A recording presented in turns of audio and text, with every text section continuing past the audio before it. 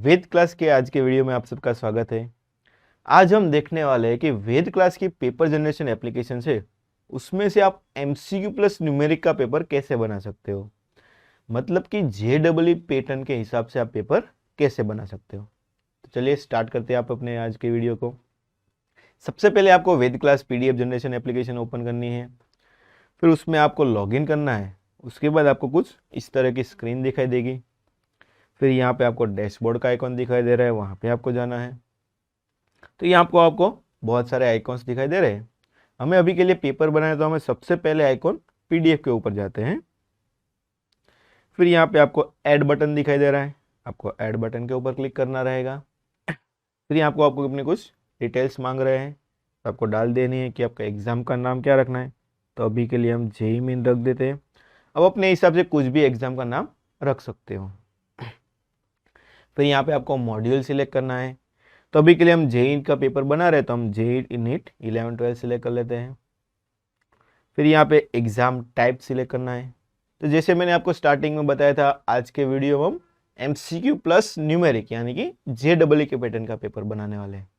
तो हम MCQ plus numeric select कर लेते हैं। फिर लैंग्वेज सिलेक्ट करनी है। आप यहाँ पे सिंगल लैंग्वेज ले सकते हो, मल्टीपल लैंग्वेज ले सकते हो, अपने हिसाब से सिलेक्ट कर सकते हो। तो अभी के लिए हम इंग्लिश गुजराती दोनों लैंग्वेज ले लेते हैं। फिर स्टैंडर्ड सिलेक्ट करना है, आपको 11 स्टैंडर्ड का चाहिए, 12 स्टैंडर्ड का चाहिए, या फिर आप दोनों स्टैंडर्ड भी ऐड कर सकते हो। अभी के लिए हम सिर्फ 12 स्टैंडर्ड लेते हैं। फिर सब्जेक्ट, आप सिंगल सब्जेक्ट का पेपर बना सकते हो और मल्टीपल सब्जेक्ट का पेपर भी बना सकते हो। तो अभी के लिए हम जेईई की पैटर्न के हिसाब से तीनों सब्जेक्ट ले लेते हैं कि फिजिक्स, केमिस्ट्री एंड मैथमेटिक्स।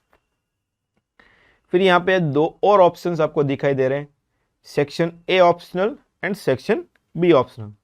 तो हमारा सेक्शन ए क्या है, एमसीक्यू सेक्शन है, और सेक्शन बी क्या है, न्यूमेरिक सेक्शन है। तो हमें पता है कि जेईई की पैटर्न के हिसाब से सेक्शन ए में 20 एमसीक्यू आते हैं और सेक्शन बी में 10 न्यूमेरिक्स आते हैं, जिसमें से 5 क्या रहते हैं, ऑप्शनल्स रहते हैं। तो अभी हम यहाँ पे भी यही करते हैं कि सेक्शन बी को हम ऑप्शनल कर देते हैं। तो यहाँ पे आप डाल सकते हो कि सेक्शन ए में हमारे 20 एमसीक्यू रहते हैं, सेक्शन बी में हम यहाँ पे डाल देते हैं 10 numeric. Out of 10 5 are optional, तो ऑप्शंस में हम 5 डाल देते हैं। सिमिलरली हम केमिस्ट्री में भी वही कर देते हैं, 20 10 एंड 5 इज ऑप्शनल। मैथमेटिक्स में भी सेम, 20 10 एंड 5।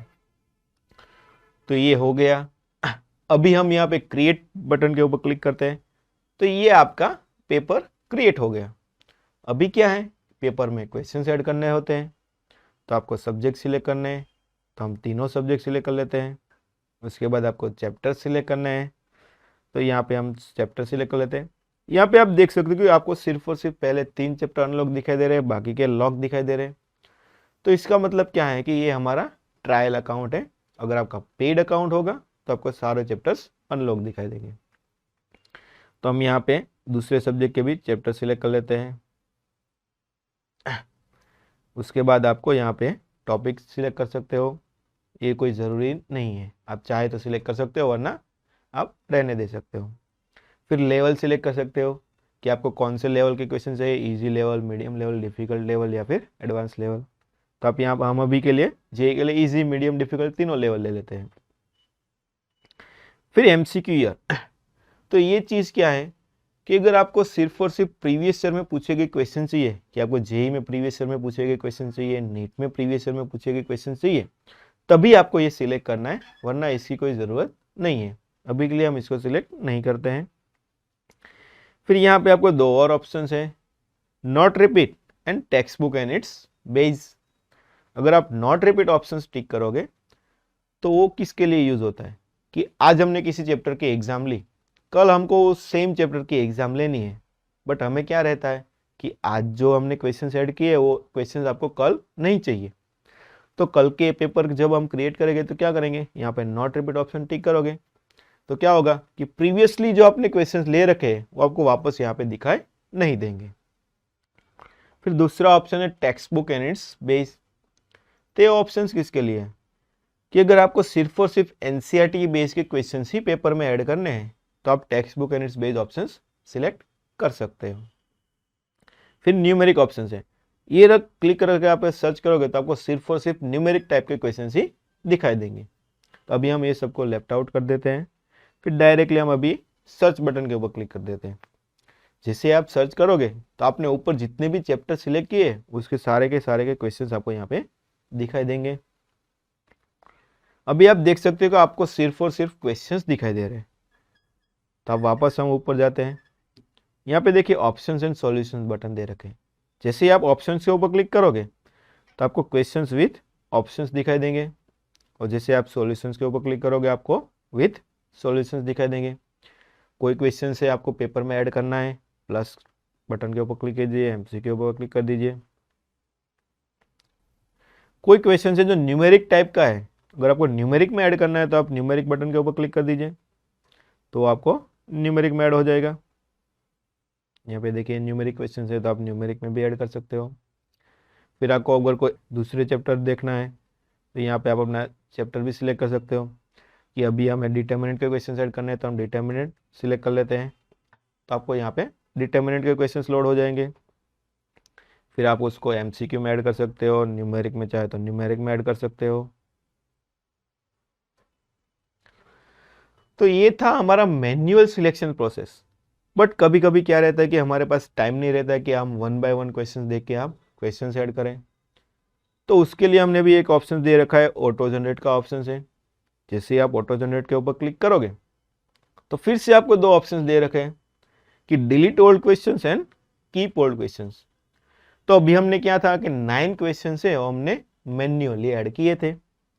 बट अगर आपको ये पूछ रहा है कि आपको मैन्युअली ऐड किए वो 9 क्वेश्चंस रखने हैं कि डिलीट कर देने हैं, अगर आप डिलीट ओल्ड करोगे तो वो 9 क्वेश्चंस डिलीट हो जाएंगे और सारे के सारे नए क्वेश्चंस आएंगे। अगर आप कीप ओल्ड करोगे तो क्या रहेगा, ये 9 क्वेश्चंस वहीं के वहीं रहेंगे, जितने क्वेश्चंस बाकी रह गए उतने ही ऑटो जनरेट होंगे। तो अभी के लिए हम यहाँ पे कीप ओल्ड कर देते हैं। तो यहाँ पे हमारा ऑटो जनरेट का प्रोसेस स्टार्ट हो चुका है और ऑटो जनरेट कंप्लीट भी हो गया है। यहाँ पे आप देख सकते हो कि आपको पीडीएफ क्वेश्चंस का बटन दिखाई दे रहा है, वहाँ पे आपको जाना है। तो यहाँ पे आपको दिखाई देगा कि आपको जितने भी क्वेश्चंस आपने पेपर में ऐड किए हैं वो सारे के सारे आपको यहाँ पे दिखाई दे रहे हैं। हमने जैसे आगे देखा था वैसे अगर आप ऑप्शंस के ऊपर क्लिक करोगे तो विथ ऑप्शंस दिखाई देगा, सॉल्यूशंस के ऊपर क्लिक करोगे तो विथ सॉल्यूशंस दिखाई देगा। अगर इनमें से कोई क्वेश्चन है जो आपको लगता है कि मुझे पेपर में नहीं रखना है तो यहाँ पे एक क्रॉस का बटन दे रखा है, अगर आप वो बटन क्लिक करोगे तो वो क्वेश्चन इसमें से डिलीट हो जाएगा और आप एक नया क्वेश्चन ऐड कर सकते हो। बट अगर आपको लगता है कि मुझे मल्टीपल क्वेश्चंस डिलीट करने हैं तो यहाँ पे हर एक क्वेश्चन में आपको यहाँ पे चेक बॉक्स दे रखा है, तो आप सारे क्वेश्चंस के चेक बॉक्स सिलेक्ट कर लीजिए। उसके बाद आपको यहाँ पे बॉटम में जाना है, तो यहाँ पे आप जैसे बॉटम में जाओगे आपको यहाँ पे एक्शंस का बटन दिखाई दे रहा है, वहाँ पे क्लिक करके आपको डिलीट बटन के ऊपर क्लिक कर लीजिए।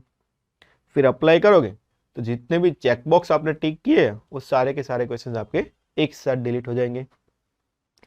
फिर यहाँ पे एक और बटन दूसरा दिखाई दे रहा है आपका, रेड कलर का ट्राइंगल का बटन। अगर आपको लगता है कि इस क्वेश्चंस में या फिर इसके सॉल्यूशन में कहीं पे भी आपको कोई एरर दिख रही है तो आप ये एरर के बटन के ऊपर क्लिक कर दीजिए। आप अपनी जो भी एरर दिख रही है आप यहाँ पे लिख के सेंड कर देंगे तो हम इस एरर को वापस रिव्यू कर देंगे। तो ये बात हुई हमारे क्वेश्चन ऐड करने की।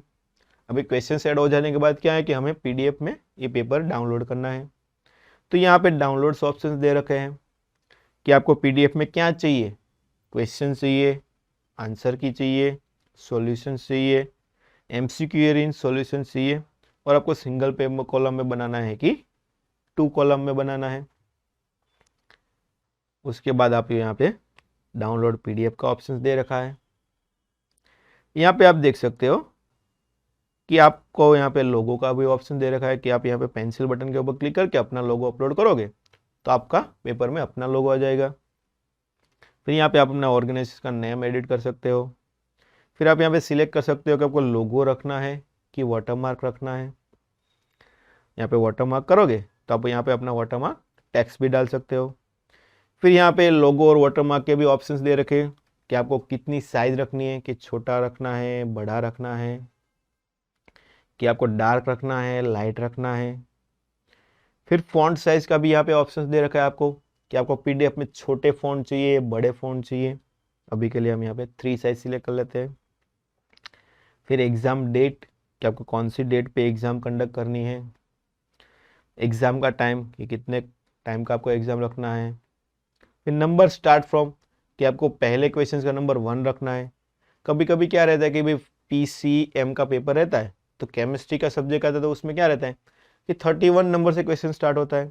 यहाँ पे आप 31 करोगे तो आपका पहले क्वेश्चन का नंबर 31 से स्टार्ट हो जाएगा। फिर यहाँ पे डिफरेंट पेपर सेट्स का भी ऑप्शन दे रखा है आपको कि आपको यहाँ पे 3 पेपर सेट्स का ऑप्शन है। आप यहाँ पे same paper 3 different paper sets में भी डाउनलोड कर सकते हो।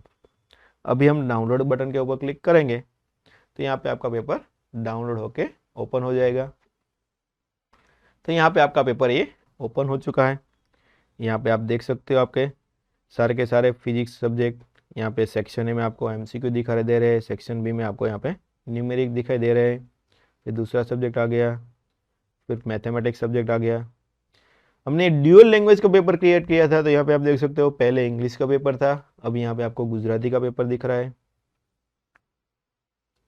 फिर पेपर होने के बाद उसको नीचे आपको यहाँ पे इसकी आंसर की दिखाई दे रही है। फिर उसके नीचे इसका सॉल्यूशंस भी आपको यहाँ पे दिखाई दे रहा है।